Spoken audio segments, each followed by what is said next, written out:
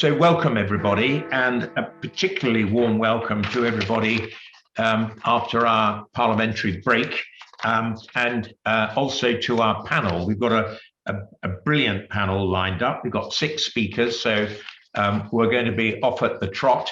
And we're talking about an area which we've covered before, but what we've never really covered is the national security and policing aspects of live facial recognition before. So in a sense, the area which on one hand, you could argue has the greatest justification for use of live facial recognition. On the other, you could argue has the most sensitive aspects of it as regards impact on the individual and data capture and so on. And of course, you know, I don't think many of our audience need telling that both in terms of whether you look at what the EU are proposing in terms of regulation, it is regarded as a high-risk application of AI. It's also something which many US cities have banned, even for policing. And of course, it's also subject shortly to a new code which is being put together by the National Policing College, which we're all eagerly anticipating, having seen what we think was a draft, although it was furiously denied that it had any status at all, as I seem to remember, before the summer break. But anyway, I think it's one of those areas where governance is crucial, whether or not you agree with the idea of a moratorium. On any basis, most people would regard it as being an apt subject for some kind of regulation and a proper framework for its use and application. But we've got a fantastic range of panelists, and I'm going to ask Professor Ivan Tyukin, who's the head of the Visual Intelligence Lab at the University of Leicester, to kick us off. Ivan. Thank you very much. Good evening. It's a great pleasure and privilege to present at the meeting. As a Turing AI Fellow, I work on adaptive, robust, and resilient AI. I'm also a member of the UKRI Trustworthy Autonomous Systems Verifiability Node. In the past, I was involved in the development of systems for face recognition in various security settings, and I'm fully aware of the utility and potential these systems offer. Today, however, I would like to focus on a specific topic, and in particular I would like to talk about potential dangers of using data-driven technologies in national security. The choice is motivated by my research interests, expertise, citizens' expectations, and technological advances making this whole area a reality. Unlike traditional models built on models and knowledge of and our understanding of the problem, data-driven AI built with machine learning are designed directly from data. Now, despite the systems show great performance, a mounting body of literature, however, suggests that they may unfortunately be prone to errors and instabilities. Examples of such instabilities are adversarial data. Adversarial data are data which were modified to closely resemble legitimate objects of interest so that a human observer may not be able to identify that they're dealing with inappropriately modified data. When passed, however, to a relevant data-driven AI model, this data evoke incorrect and often malicious responses. Adversarial data may include images with perturbations added to it, which are imperceivable to a human eye. They could be also images or like purposefully designed makeup, or different haircuts, or alternations of geometry, or a combination of all of these. The other issue are backdoor attacks. Backdoor attacks emerge when attackers gain an access to the AI itself or its training. A compromised AI operates as expected most of the time. However, for a special input known to attackers, this AI produces decisions which the attacker wants it to produce, and these decisions can be malicious. Several mechanisms implementing backdoor attacks have been revealed to date. One is the so-called data poisoning, whereby an attacker gains access to AI training data. The attacker manipulates that data and makes sure that the wrong decisions are learned and then later exploited by that attacker.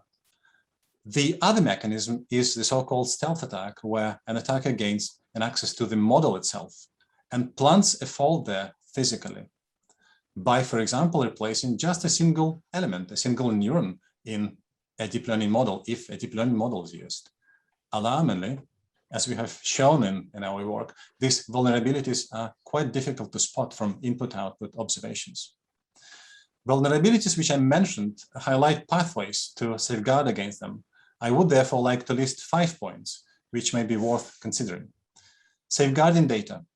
Data used to develop AI models for security are to be viewed as security assets. In this particular case, national security assets. Creation and accessing this data must be regulated. Otherwise, risks of adversarial attacks are very high. The second point is safeguarding AI themselves. AI models used in security-sensitive areas must be rigorously tested for instabilities and planted faults. Testing for this must be a part of the roadworthy status. Safety and robustness standards need to be developed, and importantly, access to operational AI used in security is to be strictly regulated. The third point concerns AI developers. Professional integrity and good character of AI developers and users are important safety factors.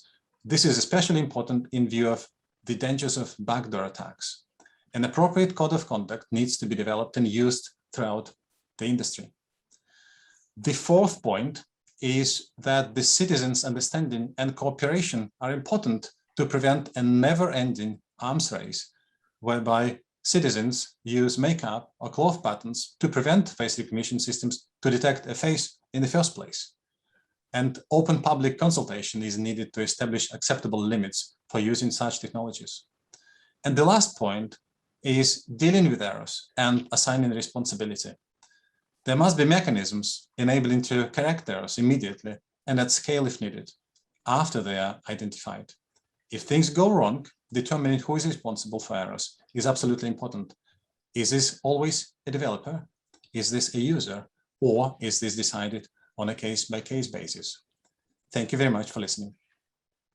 Thank you very much indeed, Ivan. Let me just follow up with the points that you made, because in a sense, you made a generic point about AI systems and the need for security, safety, citizens' cooperation, assigning responsibility, and so on.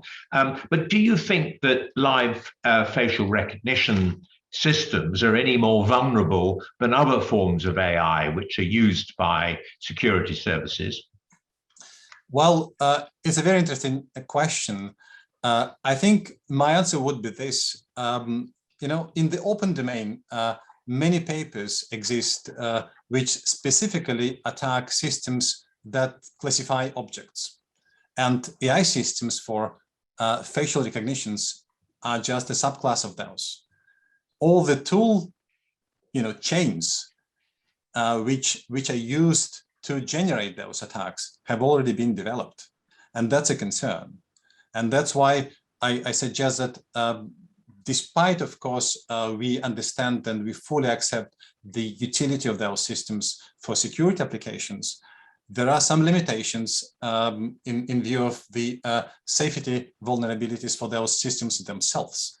And they have to be taken care of and dealt with before those systems are used, so that some wrong decisions are not made accidentally, or maybe not. Thank you very much, Ivan. And so I should have given Stephen Metcalfe's apologies, by the way. So my apologies to you for not having done so. But I'm hoping, although it says in my script that it's parliamentary duties that keep him away, what I hope, because the Commons isn't back until next week, that he's actually taking a well-earned break. What is good enough for the Prime Minister should be good enough for his loyal backbenchers, I say. So now over to Lindsey Chiswick. Delighted to see you, Lindsey, Director of Intelligence at the Metropolitan Police Service. Thank you. So, Lindsey Chiswick, I'm the Director of Intelligence at the Met, and I'm also the Met's lead for all things to do with facial recognition. I am delighted to be here today, but I'm also conscious there's a lot more scientific experience in the room than I can possibly hope to have any ability to compete with. What I do hope to bring today, though, is a practical law enforcement perspective on the benefits that this technology can deliver. And while today is about live facial recognition, I also want to request that consideration is given to the benefits of a broad code of practice for police when it comes to the use of new and emerging technologies. So I'm going to start off by giving a fictitious scenario about Jamie, and Jamie is a police officer in Westminster. His job is to patrol the main shopping and tourist areas, and before he goes out on duty, he receives a briefing. There is intelligence that gangs are targeting the area around the Apple Store, which is due to release the new iPhone. These gangs are known to be involved in robbery, and they've previously used knives against their victims. Jamie is shown 12 photographs of gang members who are wanted and believed to be operating in the area. He tries to remember them. He goes out later on patrol. It's really, really busy around Oxford Circus. There are many people shopping, and a big queue is formed outside the Apple Store. It would be impossible for Jamie to locate the wanted gang members in that crowd. And apart from anything else, it's almost impossible to remember the 12 photographs he was shown earlier that morning of the faces involved. We believe, in fact we know, live facial recognition would assist Jamie to locate and flag people who are wanted and are on a bespoke watch list. If a match is flagged, an officer would look at that match and decide whether or not to take action. There will always be a Jamie, there will always be a human in the loop making that decision. And that's really important based on some of the comments of the previous speaker. The biometric data of everyone else who passed by those cameras is immediately and permanently deleted. Now, other examples of where LFR, live facial recognition, could assist include child sex exploitation, missing and vulnerable people, and to locate potential terrorists at borders. I'm going to come on to the law. So policing common law powers provide the legal basis for law enforcement to use LFR, and this was confirmed by the Bridges judgment. And this is supported then by a set of safeguards, including the Human Rights Act, the Data Protection Act, the Equality Act, and the Protection of Freedoms Act. And under these are codes and guidance from the Information Commissioner and the Surveillance Camera Commissioner, and then also our own policies and operating procedures, all of which we've published online.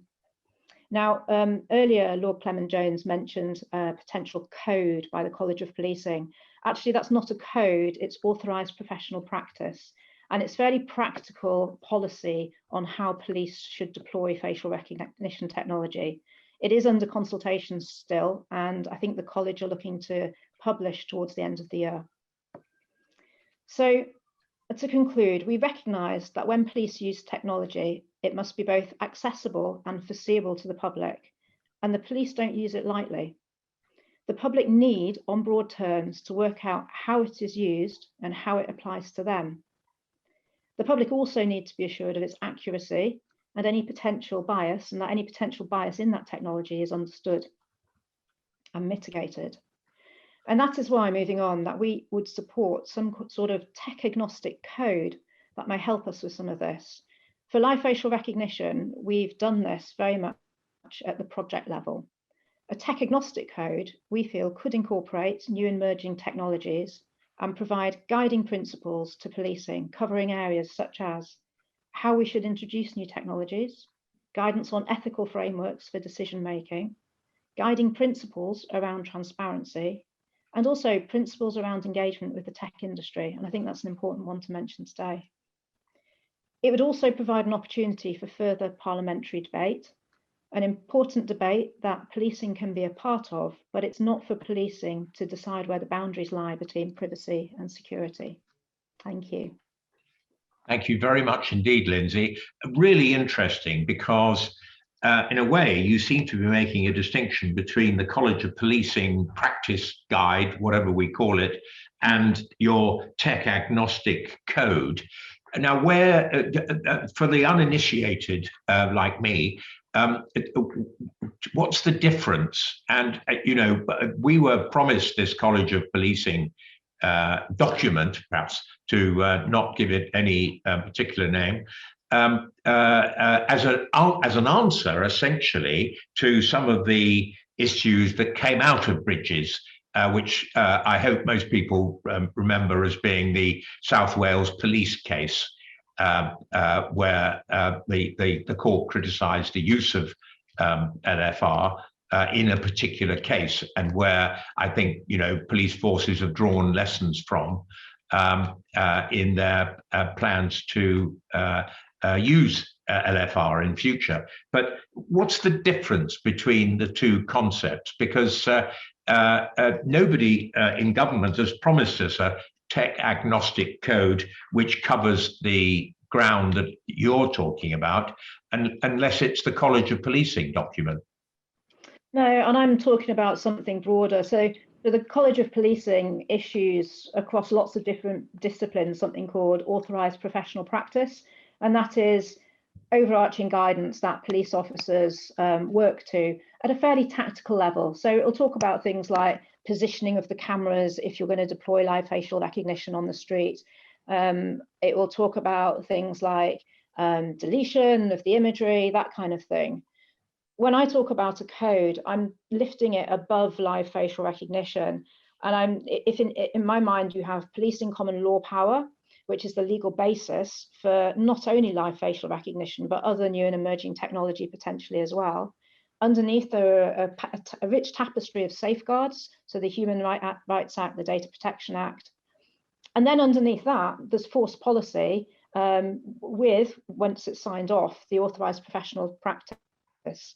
For me, there's a gap there for policing, not specific to live facial recognition. And this is the point when I say code, it would need to be sufficiently broad and tech agnostic to help us with other technologies moving forward. And given the evolving and quickly changing nature of tech, we kind of, it's something that will enable us to get ahead of it and point us in the right direction when it comes to transparency, when it comes to ethical decision making, when it comes to testing around bias, for example.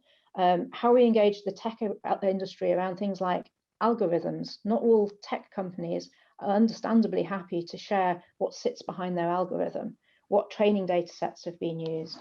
So that's the kind of guiding principles code that I'm referring to, rather than the quite tactical authorized professional practice, which has a purpose and will be really, really useful specifically for live facial recognition. But this is something which would sit above that. And you're hoping to put that into practice, to get a draft, to start drafting. I'm hoping to have a discussion on the utility of such a code, yeah. Brilliant. Thank you very much. And then we now go to Dr. Peter Wagget, who's the BSI chair of the IST/44 Biometrics Committee. And I have absolutely no doubt that Peter will be describing for us what exactly that means. Thank you. Yeah, IST44 is a BSI group that develops national standards around biometric systems and their operation. It represents the UK and its interests at the European Committee of Standardisation. So in particular, that's CEN TC224, Working Group 18 and Working Group 19. Represents the UK and its interests at the International Standard Organisation for Standards, which is the ISO SC37 biometric meetings. We also work very closely with other groups such as IST17, which is the BSI committee around cards and devices for personal identification, and also for the standing committee at ISO, which 17, which covers the same activity. Our membership comprises experts from industry, academia, government, and special interest groups. These experts have a large amount of understanding of the practical implementation and operation of biometric systems and understanding of the underlying biometric recognition technologies, including AI. These experts, and I say, I'll put this in because I'm very grateful, these experts are not paid by BSI and provide their advice on a voluntary basis. Through its work with CEN and ISO, We participate in the development of a range of standards that cover biometric data capture, biometric data interfaces, system operation, and biometric data storage.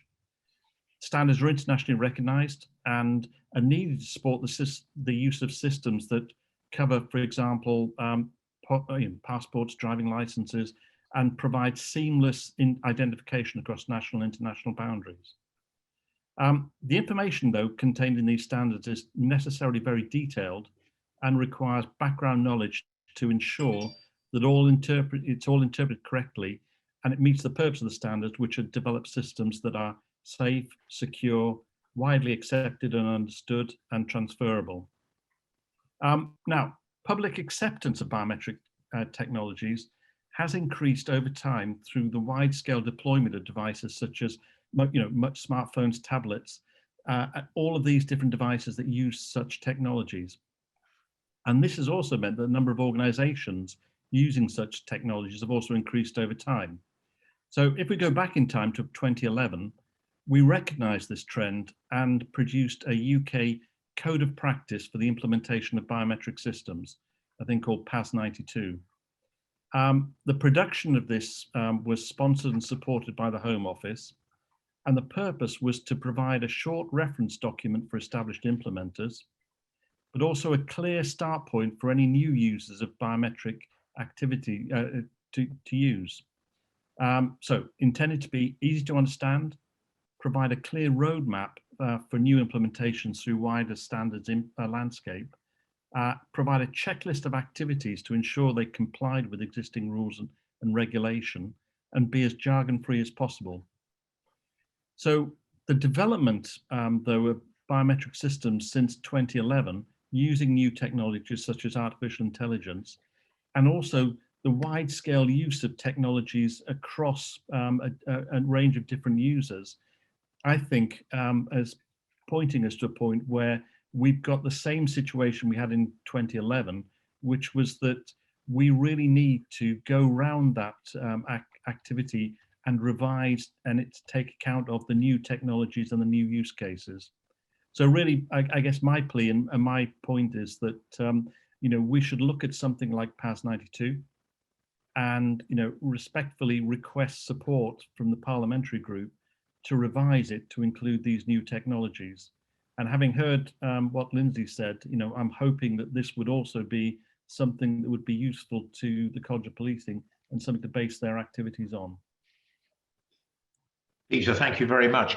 Do I take it, therefore, that in a sense, because you're suggesting that your guidance needs to be updated, that what it doesn't deal with at this particular moment is the standards which are required in terms of accuracy, freedom from bias, and so on, and which particular data sets you might use for LFR purposes? I mean, are those the sorts of things that if you were going to update your work, that's what it would contain? I think what we would like to put in there is that detail to cover that activity. So at the moment it will say, as part of this checklist, have you considered all of the data privacy implications? Now, what we would like to do is provide the guidance that actually enables people to drill down to make sure they can thoroughly tick that box and actually come up with something that makes a sense and provides the end-to-end capability. So at the top level, it's there, but the detail is the thing that I'd like to do with as part of a revision. But don't you need to drill into the technical standards as well? And that would come out of the work. So, we did this in 2011. It's now 10 years out of date. The underlying standards that we've used have all moved on. And that is, let's say, something that I think we need is this new roadmap document. That's really interesting, because for many of us that would be quite a priority, and it's extraordinary that in a sense the you know, the camera commissioner and so on haven't been beating a path to your door and saying, we must have this instantly because of the problem of public trust and so on and so forth. But we'll no doubt come back to that later. Thank you very much. Over to Pauline Norstrom, who's an honorary member of the British Security Industry Association, the BSIA. I would have thought a motive force within the British Security Industry Association. I think you rather underplay yourself in your job description here, Pauline. Well, that's very kind of you to say that, Tim. I do my best, maybe a little bit disruptive at times, but thank you very, very much for inviting me. And as Tim has introduced me, I'm Pauline Norstrom. My commercial background is in video surveillance and analytics technology, and I now run an AI innovation advisory company. And today I'm representing the BSIA. I am an honorary member. I've worked with the association for over 20 years, and during that time I've led a number of technology and ethics initiatives. Members cover all aspects of the private and national security process. These range from the development of specialised AIs to frontline security officer services. BSIA is a stakeholder in the ethical and legal use of live facial recognition technology, which I'll refer to as LFR. Today, I bring their non-technical ethical and legal guide, published in February 21, as evidence of a way of doing things which explains why it's used, underlying ethics and laws, and recommendations which should build transparency and trust. So the private security industry customers are UK and global organisations from government departments, retail, education to smart cities. It ensures the safety of more than 70% of the population within publicly accessible spaces. Every sector has a security risk of some kind, which is assessed, defined, then mitigated through the maximum use of detection, communications and AI technology, combined with the best quality trained and licensed people. It is a fact that most publicly accessible spaces are covered by privately owned surveillance cameras. Generally, it is the surveillance camera which captures images used in facial recognition systems, and that is through an AI built in the camera, or the images are analysed in the cloud. Many cameras already have facial recognition capability, although not switched on. The association became concerned about a potential ban resulting from the lack of legislation and some irresponsible use by authorities, and mainly outside the UK. The private sector already deploys facial recognition to verify access, and this came into its own during the pandemic when contactless technology helped to reduce virus transmission. It was agreed by the membership that further guidance was nevertheless needed. So nearly 2 years ago, a group of specialists, including developers and government stakeholders, convened to embark on the creation of the guide to ensure a consistent approach. We set out to clarify how it works and how it is used. The ethical start point was the OECD's values-based principles for the responsible stewardship of trustworthy AI. These principles underpin the guide. There is no single clear piece of legislation in place to regulate the use of LFR in publicly accessible places. So we refer to the current laws which cover processing of facial special category data and camera images. Laws include the DPA, the UK GDPR, Protection of Freedoms Act, RIPA, and the Human Rights Act, to name a few. We also refer to the regulators and oversight bodies from the ICO to the Biometrics and Surveillance Camera Commissioner, also their respective voluntary guidance and opinion documents.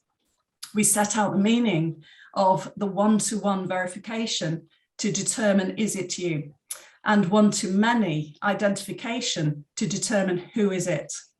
In the case of identification, we require that a human is in the loop to make the final decision, regardless of whether the technology is used for law enforcement or not. We saw this as a critical element of building trust in the use of the system and a means of improving quality through the reporting of any bias to the LFR developer. The guide also advises that there are standards already in place or are being developed which define technical biometrics performance. BSIA released a guide prior to the draft EU AI legislation and is supportive of the new EU framework. We believe that if there is a regulated risk-based classification and certification system, that auditing of LFR technologies can be guaranteed through pre-market and post-market monitoring. So if performance reduces through the AI learning from the environment, the LFR must be withdrawn, corrected and recertified. Currently, the public should be reassured that the lion's share of the video surveillance cameras are not owned and operated by the UK government. And unlike DNA, because there is no national surveillance camera nor facial recognition database, it's not currently possible to implement the widespread use of LFR.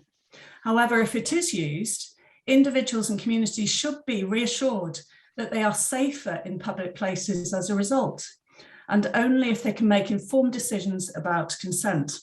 So concluding, the BSIA would like to see separate legislation for the use of surveillance cameras and LFR, which aligns with the proposed EU regulation for high-risk AI. Also closer public-private partnerships supported at government level, combined with a joined-up approach to informing the public where the high-risk areas are. As a result, better transparency around when and why additional overt surveillance technology is needed for public safety, how it's being used and by whom. And that's it from me. Thank you very much. Pauline, that's terrific. Thank you. I mean, very interesting, because you've produced this ethical guide, and which no doubt has been endorsed by your members, but you're at the same time asking for legislation, regulation across the board.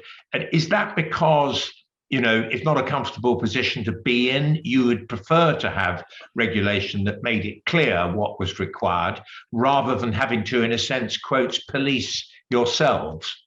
Yes, the industry has policed itself for some time and does so extremely well. However, that would be made easier and clearer if there was legislation that supported it. You know, the public should be assured that the private industry has very, very high integrity and does a very good job of protecting workplaces, you know, of schools, education, critical infrastructure. But those protections are not there necessarily just for public safety. So it would be very helpful if there was some legislation that actually bridged the gap between public use and what the private industry provides. Do you think that if the South Wales Police had adopted your ethical guidance, that they wouldn't have been in trouble with the court? I think it would have helped them in terms of communication, but there were some really, really important legal tests in there, in my opinion, which actually involved determining which laws were applicable. And also in terms of who goes on a watch list, I think we all know watch lists already exist, you know, as described by Lindsey, but so eloquently. You know, the watch lists are given to the frontline officers to look at currently.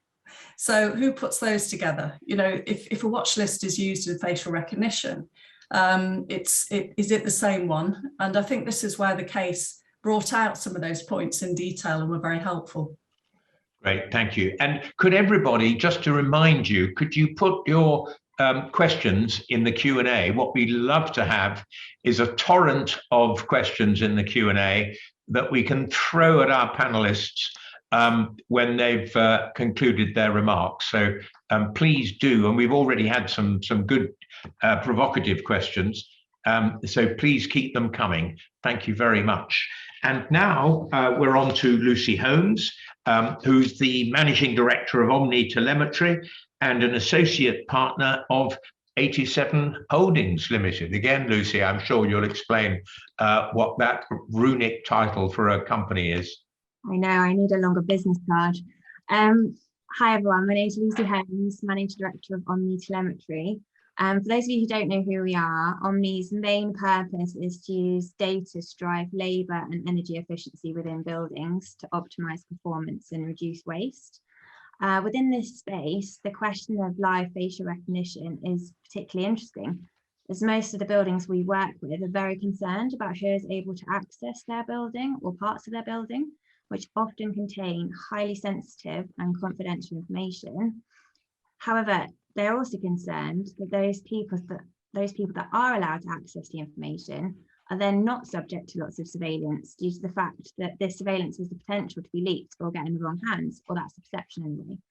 One example I had recently was with a customer who had asked us to measure occupancy and air quality. However, the technology had to be out of sight as there was a fear that this unknown technology would arouse unnecessary suspicion from valued customers who would often use the meeting rooms to have highly confidential conversations. They were even concerned about the facial recognition technology, which would unlock screens in the meeting rooms, and these had to be switched off more often than not. Although this is one example, I think this can be applied to the context of national security, as there seems to be somewhat of a dichotomy going on and a level that people are comfortable with that seems to have a very solid line that once crossed descends very quickly into mistrust, suspicion, and dare I say it, fear, arguably the very emotions that measures like live facial recognition are attempting to eradicate. I was reading about what the UK courts have concluded that, like fingerprints and DNA, a facial biometric template is information of intrinsically private character.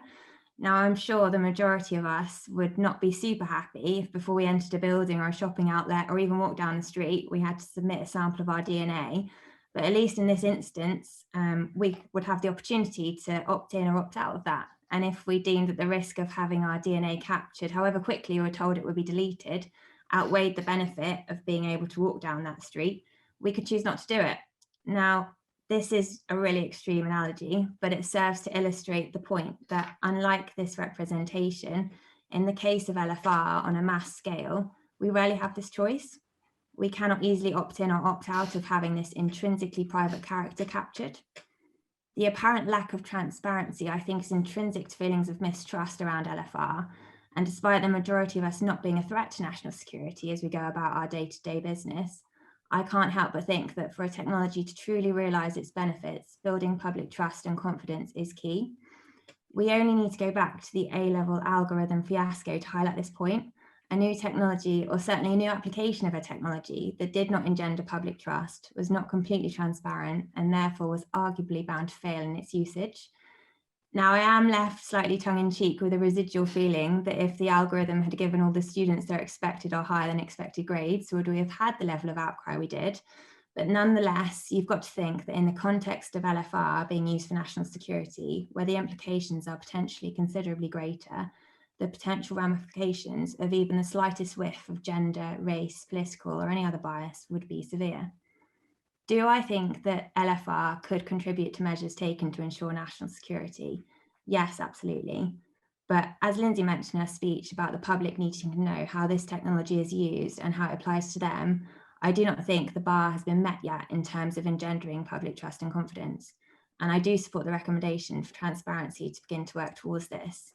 However, my recommendation, it might be a little bit outside the box, would also be to really accentuate and bring to the fore all the good news stories that come with AI technologies. For example, in the medical space with surgeonless surgeries and early diagnoses, make it clear that this is AI technology. I think even that is not that transparent. Get AI more in the public space and get the public more comfortable with its usage and benefits. And then perhaps the use of LFR on a widespread scale can be revisited and we can truly realise its benefits. Thanks very much. Thank you, Lucy. I mean, in addition to that last sort of aspect, which is all about communications and so on, I mean, do you agree with Pauline that we need some sort of underpinning regulation to create that kind of public trust? Yeah, I absolutely do. And I think the more we can do to make the use and the benefits known to the public, the greater the trust will be. And I think the danger is that the default is to always report on what's gone wrong. And I think we need to kind of change that rhetoric, and actually, you know, even the smallest win in this space, I think, should be really accentuated and brought to the fore and change the dialogue around it. It's not about, you know, Big Brother. It's not about suspicion. It's about making your life safer. So yeah, anything I think that can do that, I greatly support. So it's a dual strategy, basically. Get the good examples of where LFR has been beneficial, but also make sure you have that sort of framework for the use of it. And is that one of the examples where, you know, people often sort of say, oh, don't over-regulate because that stifles innovation and so on. Do you think this is one of those cases where actually regulation can assist development in this area? Yeah, 100%. I'm kind of more on the side of not in more cases than not, particularly in the space that I work in. But I think it would help to be really clear what the regulation is in this context, definitely. Great, thank you very much, Lucy. And now, neatly, we move to John Byers, Head of Commercial at Osborne Clarke, who, if there is regulation, would be in a perfect position to interpret it. Thank you very much, Tim, and thanks for inviting me to speak. And as you rightly mentioned, I am a commercial lawyer at Osborne Clarke, an international law firm, and I deal with legal regulation specifically in the context of artificial intelligence and other commercial technology solutions. And my 5 minutes to you all will be to essentially make a single point, and that's not to disregard private sector use of automated and live facial recognition in the context of any regulatory review. We really mustn't ignore the way in which AFR technologies are permeating and proliferating in products and services provided by the private sector. Illustrated by Pauline in her earlier talk, and really the essence of my talk. By ignoring the private sector in any review when we're talking about national security and intelligence use cases, I suspect we might be creating an inadvertent trapdoor in our own regulatory regime and potentially paralysing new market entrants. So let me give you some examples of private sector use cases just to contextualise it. Obviously, we've heard from our last speaker about automated building access control, a very important use of AFR in the private sector. Simply looking at your iPhone to unlock it, or using facial biometrics to gain access to banking services. Walking into a cashless AFR store, an Amazon Go style store to grab an item and leave. That's something that's burgeoning, certainly in the United States at the moment. And smart advertising, smart billboards, which are used to target particular audience demographics. And the recent ICO document on the use of live facial recognition pinpointed that in particular. Whether or not we actually want or need these targeted services and products is, I think, a philosophical question for another debate. But having advised businesses that are keen to launch in the UK and Europe, I can say with confidence that as a regulatory expert, the UK regulatory position is horrendously overcomplicated and filled with overlapping regulation. I'm going to dive and do a bit of a geeky dive into regulation now, and forgive me for those of you that aren't familiar with the regulatory framework, but I mean, at the heart of the framework, there are two articles of the UK and EU GDPR, which are, in my view, extremely difficult to reconcile from an AFR and an LFR, in particular, compliance perspective. And these are Article 22, which refer to automated decision-making and profiling, and Article 9, which refers to the processing of special category data. In GDPR terms, special category data includes biometric data for the purposes of uniquely identifying an individual. In brief terms, Article 22 prohibits the use of automated decision-making that creates legally or similarly significant effects in the absence of direct consent as a lawful processing ground. And likewise, Article 9 prohibits the processing of special category biometric data, otherwise than where the data subject has given their direct consent. Both of these measures admirably reinforce the citizen first mandate of the GDPR, but hearken from a time over a decade ago where automated facial recognition was more of a theory than a fact. The reality is that they struggle with modern applications of AFR and LFR in particular, and in the context of live facial recognition, it becomes very difficult to allow for any form of meaningful informed consent in an environment where your facial data have been captured, analysed and processed before you've even noticed that this has happened. Obviously, there are other lawful processing grounds in these circumstances, but legitimate interest, which has been a significant beneficiary of the post-GDPR data regulatory landscape, isn't one of them. Interestingly, the government's own September 2021 DCMS-led review on data has picked up similar concerns about the recourse to direct consent under the existing regulatory regime. and appears to be at least considering extensions to legitimate interests as a lawful processing ground in certain situations. And I know we've mentioned the South Wales police case in a couple of previous talks, but I should mention as a caveat that that's of limited use to private sector users of AFR, as the circumstances were really focused around the police. The GDPR issues are, I think, a bit of a drop in the ocean when you look at the regulatory environment which has been allowed to organically develop. And I would say, and I think this was picked up by Pauline and Lindsey in her talk, but AFR regulation is governed by a variety of additional factors, such as whether you're a private or governmental user, whether your use is live or not, or whether it's being directed in a private or public place. In the context of AFR and LFR, there are 9 separate statute laws. I'm not going to list them. An international convention, a code of conduct that could potentially apply, and 5 separate regulators that could be vying for attention over your use of the technology. As I'd hope from, or you'd recognise from my previous comments, the private and commercial use of AFR raises similar ethical concerns to state usage in relation to human rights and privacy, and sometimes even more so, as it's big tech companies in places such as Silicon Valley in Israel that provide the initial funding and development of the technologies that are often eagerly adopted by government agencies. Amazon's Recognition, for example, is a classic example of an AI facial recognition tool developed first in the private sector that up until relatively recently was being widely used by state authorities. The reality is that this fragmented approach in the UK is now acting as a disincentive to new entrants to the market, or at the very least putting companies into a danger zone where it's arguable that they're breaking the law, or at least in peril of doing so. And to give a very real and practical example, our advice has caused one major technology provider to pause the rollout of its LFR retail solution due to regulatory concerns. Can they be blamed when they're faced with what is essentially, in my humble view, a bit of a legislative muddle? So in conclusion, my simple message is that now is the time to take a streamlined approach, and it's not necessarily more legislation or regulation, but I suspect smarter regulation, which will provide consistent guidance for both the private users of this technology and those that are sponsored by the state. Whilst state surveillance is a key concern, it's also important not to overlook the fact that many private and commercial use cases of AFR can cause equivalent ethical harm. In any review of the AFR regulations that we have, we need to be mindful of this while still applying consistent principles. Great, John, thank you very much indeed.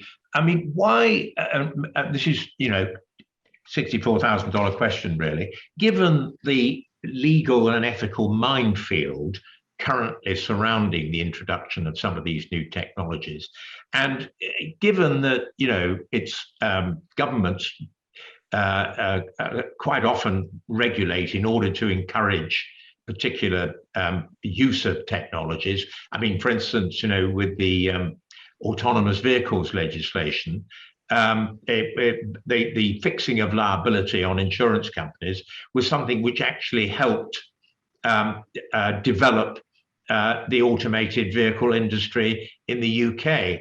Why is there this reluctance to, in a sense, stake out a very clear set of regulations in this area? I mean, we've heard from nearly all our witnesses today that they would welcome greater certainty. They may take slightly different forms. Lindsey's tech agnostic document might be different from Pauline's guidance or whatever, but nevertheless, the concept is similar. Why do you think there's this reluctance? That's a very good question, Tim. I mean, I can only say that when people are walking down a street and seeing a camera there, that it activates a very visceral concern within them, and it's natural for politicians to react to that visceral concern. None of us like being filmed going about our daily business. However, as a practitioner in artificial intelligence, and you as well will understand that AI tracks your behavior in any variety of insidious ways, which is not just confined to live facial recognition. I think the the way the legislation has been weighted reflects these concerns of the general populace, but with a bit of education, they'd realise there's a lot more behind artificial intelligence than just live facial recognition, even though that does raise significant issues. I don't know whether that answers your question, but well, I think it's a very good stab, if I may say so. And do you think it could be covered in the white paper when it comes down the track? I very sincerely hope so. I mean, I'm waiting with eager intent to see how that goes. Although I have to say that there appears to be a bit of a sort of how can I describe it? A difficult task ahead, because the government has stated quite clearly that we will take a sector-led approach in terms of our AI regulation, and that is distancing ourselves quite deliberately from the draft European AI Act, which is unitary, as we all know. I have to say, despite its failings, the AI Act does have some very, very interesting things to say about the regulation of non-specific AI. I think the white paper has a big challenge ahead of it. I think that's a very fair point. I mean, the worrying thing is that the paper, the National Strategy paper, prays in aid our House of Lords report, which is now some 3.5 years old, where we said that at that juncture, sectoral regulation wasn't appropriate. But I think many of us have changed our minds and believe that a more horizontal approach is needed as well, but that's for another day. I'm going to ask Jen Person to ask her question, and then Tom Pickering. Jen. Thank you, Tim. I hope everyone can hear me. So following Pauline, Lucy and John's extensive and well set out arguments on the legislative background, my own experience of working in police working groups over the last 3 years has been that a lot of these arguments are actually set aside because, and this is a personal impression, that to some extent all of these don't apply because we're the police, and in some senses we are above the law. So I think this demands an additional level of transparency and oversight. Without national transparency and oversight of who is buying what, police chief constables have a free-for-all to decide what emerging technology they buy and from where, including international sources. And it's my belief that such practice exposes the UK to security threat models that police chief constables are simply not capable of understanding and don't have the expertise in. So far, there is refusal to address this, and I wonder whether there may be an ability to answer the question why that is, or what political barriers you see to addressing this that could be overcome. Yes, I thank you very much, Jen. I mean, so what you're really asking, you're taking it a stage further. You're not saying it's all about the operation, i.e. the sort of South Wales type point. It's about, you're going further back and you're talking about the procurement issues. I'll come to Lindsey first. Okay, so yes, it is chief constable of a force that it's their decision to introduce live facial recognition technology, and it is therefore their choice as to what technology they buy. They have oversight by police and crime commissioners. However, in buying that technology, they need to bear in mind the different legislation and oversight they will need to fulfill. So there is something called a public sector equality duty.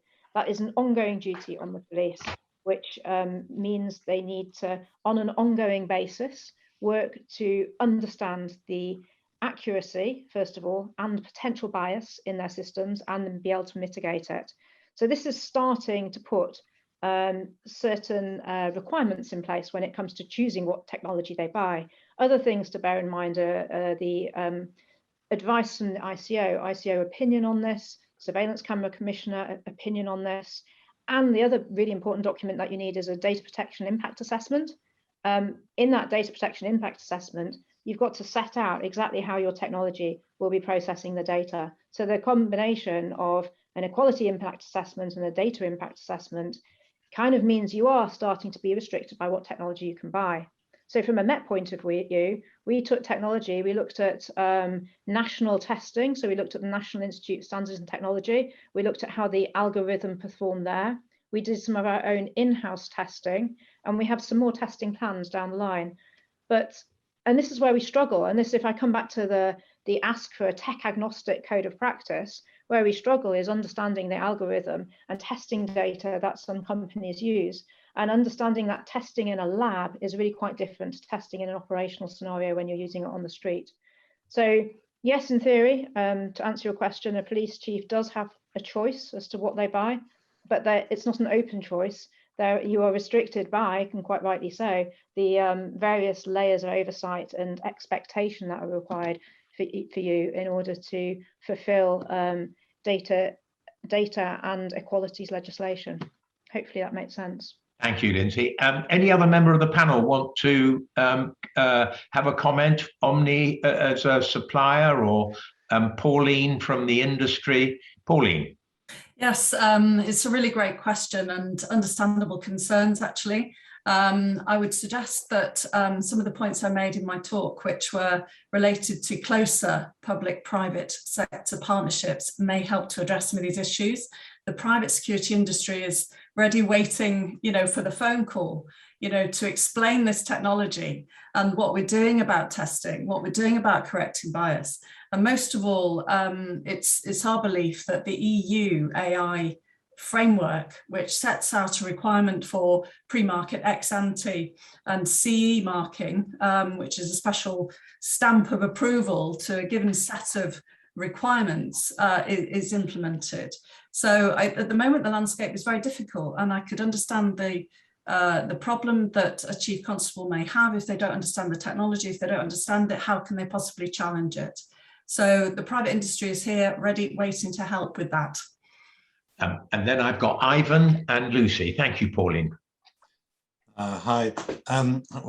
This is a great question about procurement, because it's somehow very closely related to the dangers that I was talking about. And I think the point made that buying this technology at the moment, or it could be somehow the decision making may not always be informed, I think is very strong, because in many cases, I would say accuracy is not equivalent to robustness and security. And therefore, those examples which I presented in my report, they suggest that as soon as I have access to the model itself, and remember that those models, or those AI systems which are used in face recognitions, they're not just software codes, they have special structure. And if I can replace one universal element in that special structure with another element, probably nobody is going to notice unless I tell, especially if I'm a developer of those models.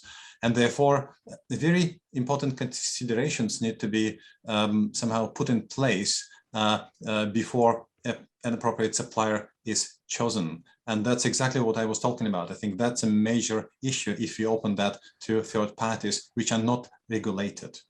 Thank you. Thanks very much, Ivan. Lucy, and then I'll come to John, and then I'm going to go to Tom Pickering, and then after that, Silky Carlo from Big Brother Watch. Lucy. Yeah, a great question. I think for me it would be that it's not a transactional, I'm buying this technology off the shelf. It's got to be about a partnership and a relationship right from the start. It's about working together. That's definitely what we do at Omni. It's not a one size fits all. So the supplier would need to understand the real life scenarios, as you mentioned, and the buyer or the police in your example would need the supplier to explain the technology, and there's that expertise there. I think that's how we stand the maximum chance of being transparent and mitigating any bias within that system. I hope that makes sense. So it's not a transaction, it's a partnership for me from the start. I'm with you. Thank you, Lucy. John. Yeah, no, I would just concur with what Lindsey has said in relation to regulation on the police side, and it kind of ironically supports what I was saying about the relatively lack of regulation in the private sector side. But we're lucky to have the South Wales Police judgment, which did in fact set out the PSED, as you mentioned, Lindsey, and all the other steps that police forces should take when they launch LFR solutions. I do think so. I think that the court judgment is very helpful on the police side, but I do think as well, to concur with what Lucy has been saying, that there needs to be a little bit more proactivity in relation to outreach, because I think there is a competency gap between the people in the police forces in the UK that want to use this solution and the data scientists that are sitting in Amazon and Google. And there needs to be a way to actually bridge that so that the competency levels are made more equivalent. Thank you very much indeed, John. Over to Tom Pickering for his question. I think I've got two questions, if I may. I think the first one is taking a global perspective of the current situation in AI in the UK. If you take China's perspective, when they're looking at investment in technology in the UK, they don't regard we've got any technology or any scale of any use. I think that's the first point. And I think if that is the case, it's very difficult for us to stay ahead on ethics and or capability when they simply don't operate by the Marquis of Queensberry rules. And they're actually attacking the UK quite subversively at the moment in terms of acquisitions of technology. And so my question is, can we really stay ahead of this? And I think the Chinese would be laughing under their breath if they heard this discussion, trying to do the right thing. And I think the second question, which I think is more fundamental, because a lot of what I do is around company turnaround, the psychology of, the assumptions we're making, is whether or not there's a business case at all for facial recognition, given the fact that the UK is a society, unlike China and others, that fundamentally respects privacy. And so, the whole notion of, allowing surveillance for any use needs to be looked at fundamentally rather than trying to put lipstick on a pig, to be quite honest. So those are my two rather awkward questions, if I may. And two slightly contrasting questions as well, Tom, because in a sense, on the one hand, you seem to be saying, well, if the Chinese are doing this, then the horse is bolted. On the other hand, you're saying on the basis of kind of our culture, we should be battening down the hatches. So no, I'm just challenging the second question. You're right to challenge me, Tim, on that. The second question is really just challenging some of the dialogue that's taking place around trying to justify facial recognition and trust, given the fact that it fundamentally flies in the face of culture in the UK around respecting privacy. So the notion that somehow will allow surveillance, I think, could be an insurmountable challenge. And well, I think others would. There are a couple of other questions, and I'm going to read them out because I gather their audio is not particularly good. I've got a question from Anna, which is LFR can have a severe chilling effect for marginalized and vulnerable communities, notably BME people, but also unhoused people, sex workers, refugees, and migrants. Are spaces where this tech used only for certain kinds of people? What kind of public consultation should be conducted before this powerful tech is used in public and commercial spaces? And then Silky Carlo has asked, why would wanted knife attackers be at large and not proactively sought by police? Does the Met believe that a highly inaccurate technological catch net is an appropriate tool in this instance? So I think it's all those are kind of almost they're operational ethical questions, including Tom's question, which perhaps we should start at the other end and start with you, Ivan, and then come back to Lindsey. Otherwise, she'll be in the hot seat for every question. Okay. it's very difficult indeed to answer them like in a single go. Well, I think I can understand why the focus of face recognition is on specific crimes, because I think at this level the value of catching a criminal is well, basically outweighs the inconvenience. And personally, I would, well, if I'm allowed to say so, personally, I do support live face recognition systems on the streets, because I think they contribute to safety. There are although concerns, and like this net which is going to be imposed and implemented may have holes, and that's what concerns me. And then, like, as we speak and as we discuss this, criminals, or like gangs of criminals or organized crimes can take advantage of those nets, and they can actually jump the system. I just wonder what happens if we are looking for a specific criminal who appears in 1,000 places at the same time. And I think if criminals take advantage of that and do exactly this, that somehow invalidates the whole point. So that's a concern. And however, that concern goes away, perhaps, if we make sure that our live facial recognition systems are secure, so that this doesn't happen. Yes, so you're making a rather different case there, but you're saying it's legitimate to use those systems. Absolutely. Can we move down the line? I'm just taking it as I see it. Pauline. Really great feedback there, and very valid points, actually. In terms of there being a business case for face recognition, well, yes, there is, and just on a commercial level, to improve customer satisfaction. I recently wrote an article which suggested that face recognition combined with ticketing might help with the flow of people entering a football stadium, and that would be through consent.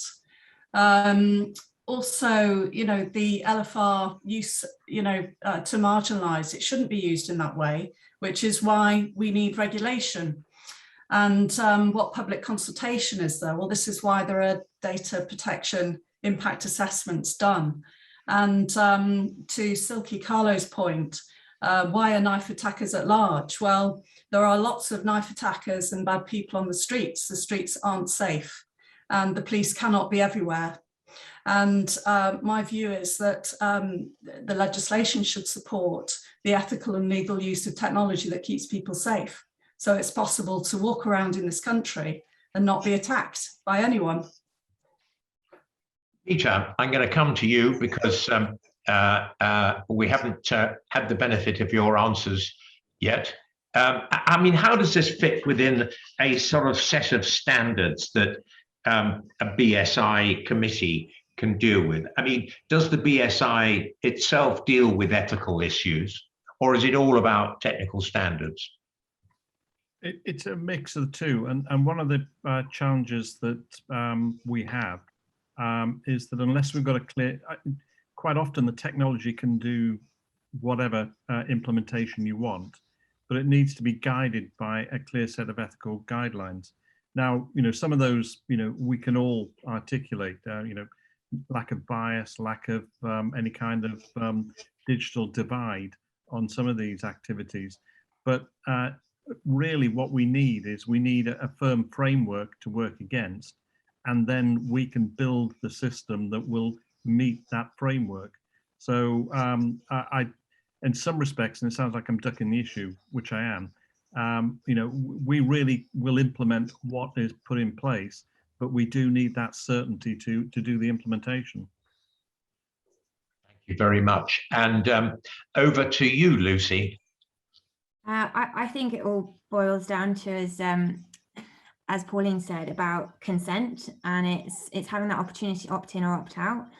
So I think as long as the regulation is clear about when it's appropriate to use this technology, when it's being used, and why, and that's clear for everyone to see, then there is a definite case for using it. And as Pauline said, it makes the streets safer. So I'm firmly in support of that. And I would even go as far to say that if there is that transparency there, then in the criminal criminal examples that we've had, it could act as a deterrent. It's that transparency could then help deter those criminals in the first place. So therefore, the actual use of it kind of alters slightly. So I think it all boils down to consent, having that opportunity to opt in, opt out, and transparency will give you that. Yes, but then, and I'll come to John on this too. Is there a case for overriding consent in certain cases?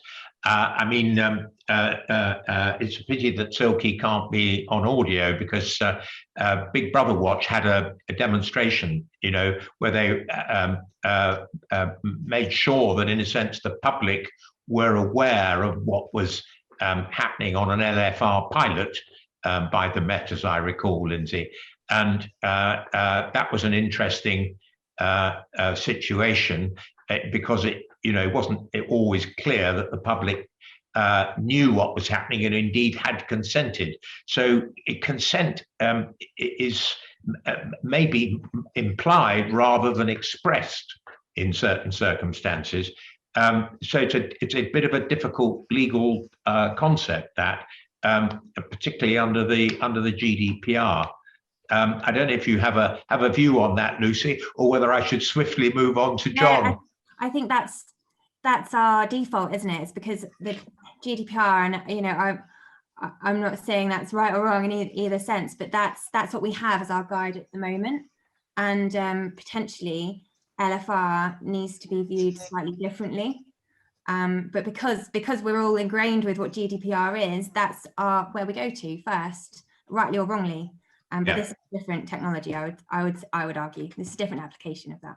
Yes, but then there are other headings, aren't there, where it's legitimate to use data other than consent as well.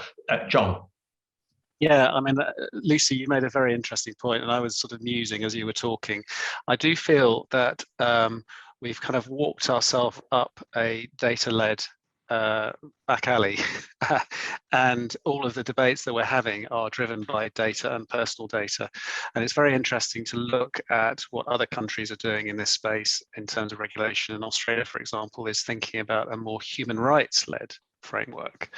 And I suspect that human rights would be a more natural lens to look through the regulation of national security LFR than personal data, and it's naturally extensible into the other insidious use cases of artificial intelligence, which might not be as evident as LFR, but which could equally insidiously impact your personal rights. So my big question would be, is the GDPR and is the data framework, and you're right, Lucy, this is what we all think about, is that the right lens for us to look at when we're looking at national security use cases of facial recognition? Well, let me throw this into the pot, and then I come to Lindsey. But Peter Scott has asked a very apposite question. Is HMG proposing, or should it propose, international human rights legislation in this area, which might have the effect of reducing some of the uncertainty in the UK as to the future of such external constraints? Well, of course, the Council of Europe has a feasibility study into a human rights approach to the adoption of AI, which would encompass LFR, but it's a very fair question. Lindsey. Thank you. Quite a bit to respond to, so I'm going to have a stab at it. Why aren't we chasing down violent knife offenders? Well, we are proactively looking for them. Our problem is sometimes we don't always know where to locate them. And we believe live facial recognition is a tool that can assist with that. It is a tool. It's not the only tool, but it is one tool that we believe will get us further ahead. And if there is a tool out there that we know will help us, question, is it wrong not to use it? I'm going to come on to the point about public support. So as far as I'm aware, there may have been more now, but there's been 3 public surveys in this area. And this is for the use of live facial recognition by police. So it's a bit law enforcement focused, I'm afraid. But those surveys consistently show 70 to 80% of the public think facial recognition technology should be permitted for use by the police in criminal investigations. So in 2019, the ICO commissioned Harris Interactive, looking at public's awareness and perceptions of police use of LFR in public spaces. 82% felt it was acceptable for the police to use LFR. 72% agreed or strongly agreed that LFR should be used on a permanent basis in areas of high crime. That's going further than the Met had. London Policing Ethics Panel, they found 80% of the public supportive of its use to help identify people wanted by the police for serious violent crimes and terrorism. Now, it was interesting because the numbers did start to tail off as they perceived less serious crime, and there wasn't as strong support for live facial recognition technology in some communities. So that's picking up, I forget which other speaker mentioned this earlier, it's picking up that some of our communities are less supportive than others, and there is work there to do around engagement and trust, for sure. Lucy's point earlier to get the benefit of getting more stories out about where live facial recognition is successful, I think that would be really helpful. In terms of how we use it, we publish that online, and it includes really strong use case combined with necessity and proportionality arguments. And we've learned from our pilots, I think I recall the pilot you're talking about. We've learned from that and now deploy better placed signage, and we have officers on the ground giving out leaflets. And then the first question, it was around staying ahead. Can we stay ahead? I'm going to come to primary legislation. We've touched on legislation, we've touched on code of practice. Is the law nimble enough to stay ahead of changing technology and be flexible enough to take account of not only live facial recognition, whatever new technology is just around the corner? Is it nimble enough to do that? Or in looking for primary legislation, are we potentially creating a bit of a gap in which criminals will operate until the legislation is in place that will enable policing, law enforcement and others to catch up? Which is why I think my push for this tech agnostic code, which can be applied across a range of technologies looking forwards into the future, which I believe can be amended in a slightly different way to primary legislation, although I leave that to the experts. But it comes down to needing to stay ahead of the criminals in a game which is open to all, as proven by the private sector use of live facial technology today.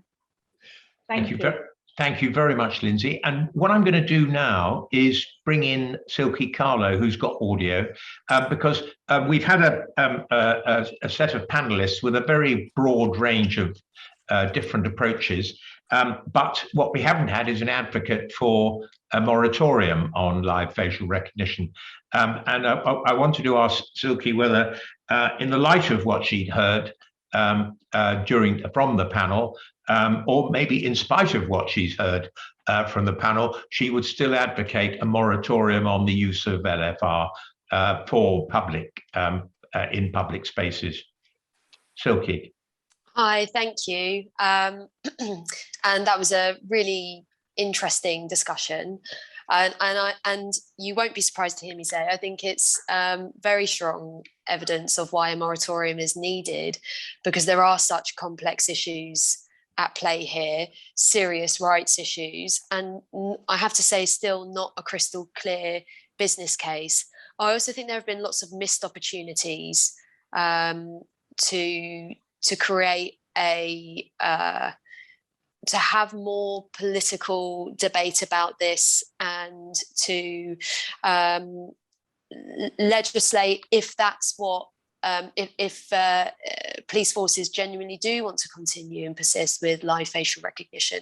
We've got a police bill going through Parliament now that's completely silent on live facial recognition technology.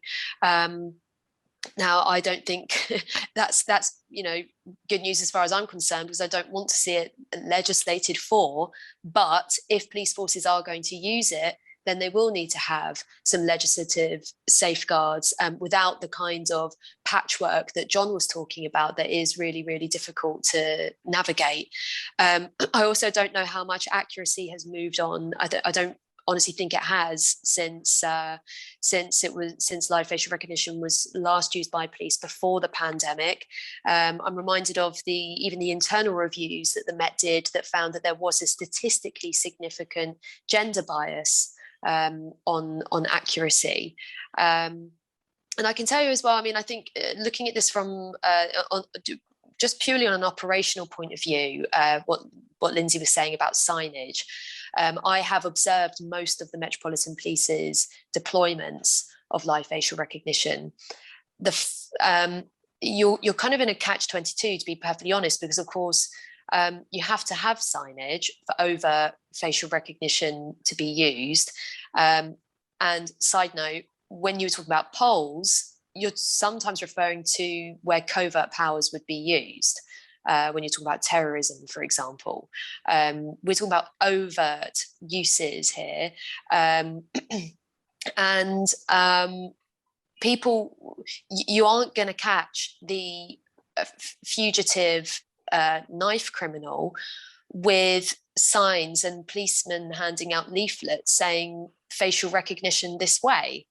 And that's why there has been really disastrous results every time, as the Essex review found, and just the numbers speak for themselves in terms of, I think it's only 11 true positive results that have been achieved over the last 4 years by the Met, despite scanning many thousands upon thousands of people. And I think therein lies the disproportionality and the simple reality that a convincing business case still remains to be seen. So the best thing that could be done is to have an urgent moratorium, as we're seeing in Europe, and then you can have an objective debate about these issues and the evidence, I think. Thank you very much indeed, Silky. And what I'm going to do is now ask our panel, or each of our panelists, to really sum up where they are in just a minute or two. But it may be that some of our panelists can answer Wayne Holmes's question along the way. What is the evidence that AFR makes streets safer? Which I think is a pertinent question along the way. So maybe I'll start with you, Lucy, and then we'll go at random. We'll go to Pauline, then Lindsey, then Ivan, then John, and then Peter. I think Silky's points around the moratorium are really an interesting one, and I think actually I would support that. I think I agree. It would give the chance for a further debate. But ultimately, where I am is I think that LFR can help with national security. I think to truly realise the benefits, we've got to engender public trust. I would give LFR and AI in general a PR overhaul and bring to the fore all the good news stories we see in the media to favour all the negativity. And although that's really important as well, I think a little bit of positive news would only help for innovation and technology in general. And then we can truly realise its benefits. That's right. Thank you, Lucy. Pauline? Thank you. Well, hopefully I've laid out the position, which is that of the BSIA, and to explain why it produced a guide to help users to deploy facial recognition ethically and legally. The position is that a moratorium is not supported because the technology is already being used for good and very effectively in certain areas in the private sector. Although the feedback about use by the police is interesting, although my personal opinion is that the police should use every available technology to protect the public. And with regard to, and they should be allowed to do that with proper safeguards in place. To Silky's question, what's the evidence that AFR makes streets safer? Well, nothing else has made the streets safer in over 40 years. So I think it's about time we just did something, to improve the safety of people walking around in this country, because it's just not good enough, and really something has to change. Thank you very much. And then I've got Ivan, Lindsey, John, and Peter. Ivan. Yes, I think I'm inclined to support that live facial recognition is an important safety measure. Yes, I presented some evidence against towards some security issues. However, and to summarize after what we've heard today and seen presented, I would like to say that well, we may not necessarily see an exact, an immediate evidence that live facial recognition will catch criminals now, but what it does, it absolutely certainly puts pressure on people and acts as a deterrent. And in the longer term, I think with that pressure, the consequences, the positive consequences will be seen. So I think moratorium or not, I think there are absolutely many benefits of the live facial recognitions to be used by police and law enforcers, especially in the context of national security. Thank you. Thanks, Ivan. Lindsey. Yes, thank you. I think to conclude, live facial recognition is a tool amongst many which I know will augment officers' capability to spot and then apprehend violent criminals. We'll always use it with a human in the loop, so it will never be automated facial recognition. I think the privacy and security debate is really, really important, and it's great to come together today and be part of that. And I think we need to keep talking, but lots of us need to keep talking with input from the Information Commissioner, from the Surveillance Camera Commissioner, from the Biometrics Commissioner. And I think all that, plus some more transparency, and I refer you all to the Met's website as to how we use it, but transparency around success stories will be good in the future. All that will help to build trust, and that trust is really, really important. At the same time, it doesn't seem right to me that there are criminals out there who have access to a technology potentially we didn't have if a moratorium to take place. So I think we need to continue talking as we have done today, continue to build trust, and then please go away and consider the point I made about a tech agnostic broad code of practice to help policing as it introduces not just facial recognition, but other technologies around the corner. Great, thanks very much, Lindsey. And of course, it's going to be interesting if the Biometrics Commissioner is actually merged with the Information Commissioner's office, which seems to be a little proposal hanging out there, which may or may not happen. And then John.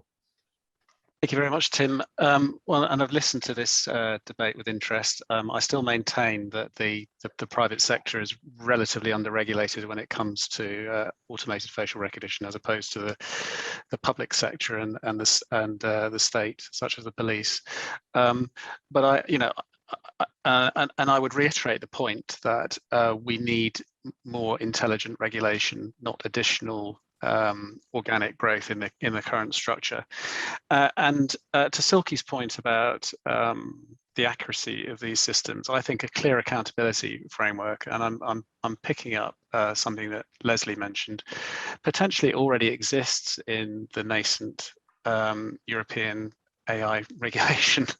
And I do think we need to think very carefully about the approach Europe is taking, because at the heart of these systems are data sets, and they're only as accurate as the data that's fed into them, and there needs to be some accountability as to the data sets that are fed into these systems, and on top of that, a clear and agnostic accountability framework which will call the various users into account. And I think the elements of that are already beginning to be created in the AI Act. Aside from that, personally, I think any use of the technology, I think the police need to have the tools at their fingertips, and personally, historical experience dictates that once something is out of the bag, it's very difficult to put it back in again. So if it's out there in the public domain, let's start regulating it properly. Thank you very much, John. And finally, last word to Peter. I think that again, coming back to the early points, society needs to decide what we're going to do. Once it's there, the industry and the standards groups can help us make sure that is happening. But that requires, very rigorous testing. It requires us to be able to demonstrate their capabilities and performance. So it really is something that needs clear parameters set. And then once those are there, we can actually demonstrate whether we can or can't meet the requirements. Thank you very much, Peter. I must say there is there's quite a degree of common ground. I think the big issue is whether it is possible without, in a sense, calling a halt to the rollout of the technology to come to an agreed position on the use of it. And I think the jury's out a little bit on that, certainly in my mind. But this has been a really, really useful discussion because there is so much common ground on the fundamentals of deployment and so on. But what is also common ground is that it is a pretty fragile situation where we don't have proper frameworks in either the private or the public sector for the deployment of LFR, which must, in a sense, lead at the end of the day to a lack of public confidence in this technology. So it may be that we'll return to this topic, but clearly it's exactly the kind of policy area the government needs to address in the white paper. And it's exactly the area of policy that I have a dangerous idea that it won't. But we shall see. And that's exactly the kind of input into government policy making that I hope will prove the use of this all-party group. Thank you very much indeed to the panel. That was a brilliant debate. And thank you for all those who've contributed from our audience, from our AI community. And we look forward to the erudite summary from Désirée in due course. Thank you very much indeed. And have a very good evening, everybody. Thank you.